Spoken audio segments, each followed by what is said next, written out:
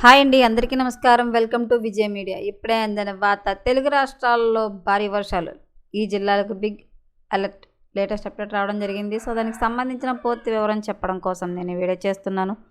వీడియోని అక్కడ స్కిప్ చేయకుండా పూర్తిగా చూడండి. అప్పుడే నేను చెప్పే సమాచారం మీకు బాగా అర్థమవుతుంది. అలాగే వీడియో నచ్చితే కనుక వీడియోకి లైక్ ఇచ్చి మా ఛానల్ సపోర్ట్ చేయండి.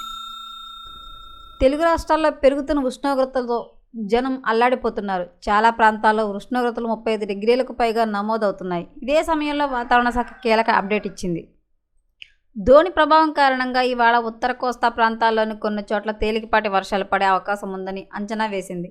తేలికపాటి నుండి ఒక మోస్తారు వర్షాలు లేదా ఉరుములతో కూడిన జల్లులు 1 లేదా 2 చోట్ల కురిసే అవకాశం ఉందని వెల్లడించింది. ఏపీ వాతావరణ శాఖ వర్షం పైన బిగ్ అప్డేట్ ఇచ్చింది. ద్రోణి కారణంగా రానున్న 2 రోజుల్లో పలు ప్రాంతాల్లో ఒక మోస్తారు వర్షం కురిసే అవకాశం ఉందని వెల్లడించింది. రాష్ట్రంలోని మిగతా ప్రాంతాల్లో మాత్రం పొడి వాతావరణం కొనసాగుతుందని తెలిపింది. మున్నార్ గల్ఫ్ నుంచి తమిళనాడు, కర్ణాటక మీదుగా ద్రోణి విస్తరించింది కొనసాగుతుందని వివరించింది. ఈ ద్రోణి సగటు సముద్ర మట్టానికి సుమారు 0.9 కిలోమీటర్ల ఎత్తులో ఏర్పడింది.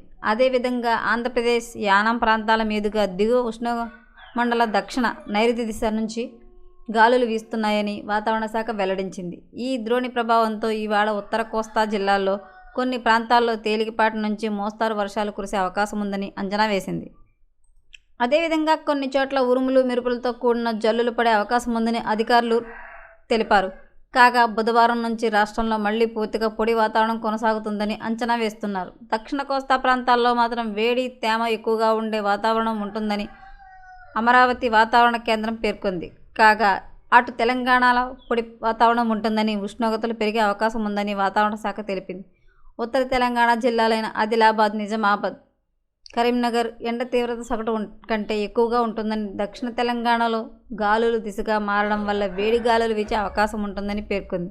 హైదరాబాద్ వాతావరణ కేంద్రం ప్రకారం సోమవారం, మంగళవారం, బుధవారం తెలంగాణలో పొడి వాతావరణం ఏర్పడే అవకాశం ఉందని, రాగల 2 రోజుల్లో తెలంగాణ రాష్ట్రంలో గరిష్ట ఉష్ణోగ్రత ఇంచుమించు ఇదే స్థాయిలో కొనసాగే అవకాశం ఉంది.